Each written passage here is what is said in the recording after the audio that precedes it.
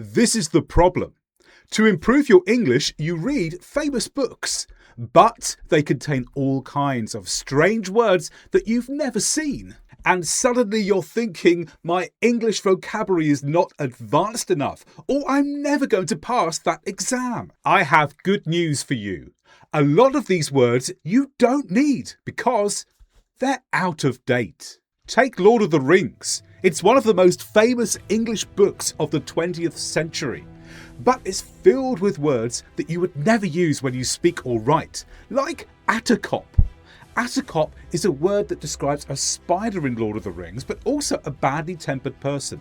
But you'd never say to someone, "You are an attercop." And then we also have these old-fashioned words, tither, hither, whither.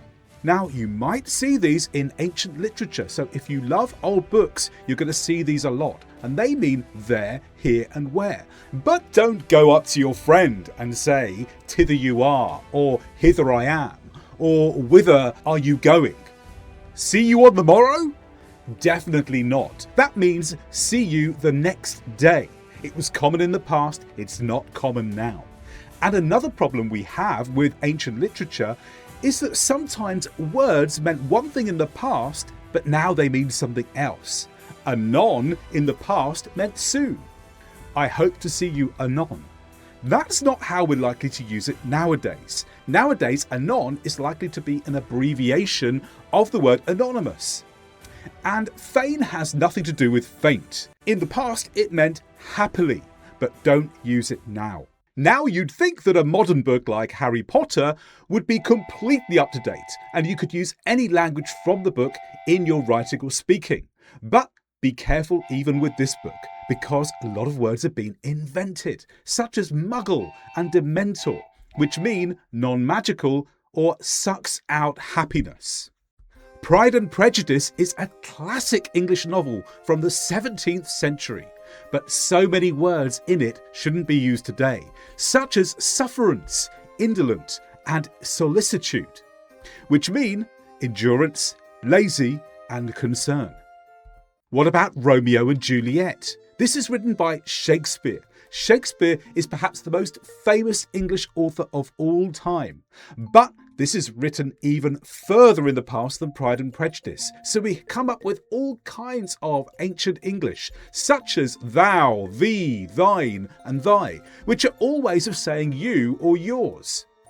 And then verbs we're familiar with today have been changed too. Art instead of are, wert instead of were, wast instead of was, dost, wilt, and shalt were second-person forms of the verbs do, will, and shall. And then we have other words such as hence. Now, today we use hence as a conjunction, but in those days, hence meant go away. Also, oft was a shortened version of often. Wherefore means for what reason. This is often misunderstood. It's one of the most famous lines in Romeo and Juliet. People think it means where, but it actually means for what reason. And prithee means please.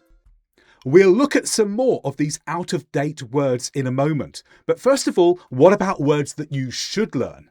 You can find out more about advanced English vocabulary through the course that I have written with over 500 advanced words that you really should be using in your English speaking and writing.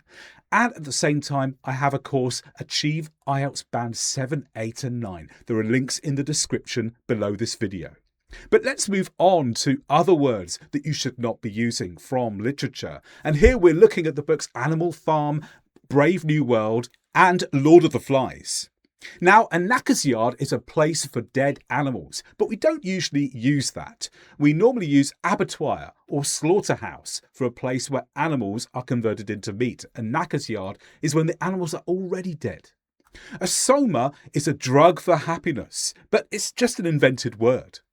Inscrutable means impossible to understand, and sufficient means speaking of colour. But none of these words are used anymore in real-life English. What about The Great Gatsby? This is another classic book set in the past, looking at a classic English gentleman, and therefore it has lots of phrases that an English gentleman would have used in the past. But they're not likely to use them now, such as these: swunk, cat's pyjamas, gams, spiffing, old sport. These mean luxurious, excellent, women's legs, splendid, and dear friend.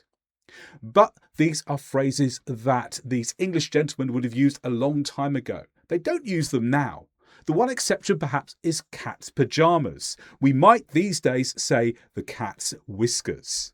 Wuthering Heights is a love story set in dark hills in northern England. It's a great book to read, but don't be misled by words such as hitherto, thence, and whence. Now, these are words that you will come across in literature, meaning until now, from there, and from where.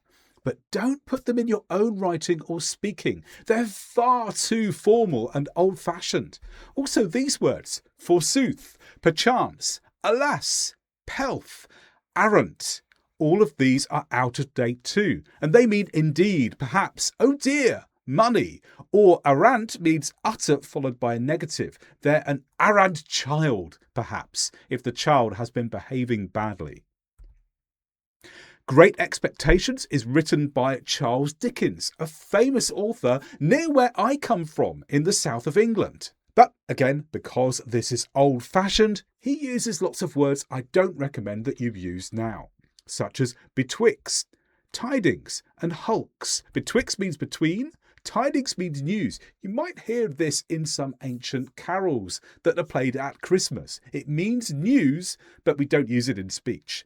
And Hulk has nothing to do with the Incredible Hulk. It's not a great green monster. This is to do with prison ships that used to exist at that particular time. And To Kill a Mockingbird is an American classic with lots of great vocabulary, but don't repeat these ones. Breeches is a form of shorter trousers. Between shorts and trousers, Americans say pants. Abide means tolerate. If you abide with something, it means you tolerate something. Again, common in old-fashioned literature, not common now.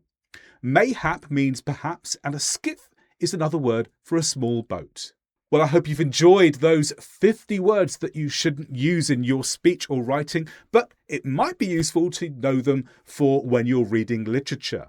Find out about advanced English vocabulary that you should be using through my course, and you can find out about that and my IELTS course through links in the video description below.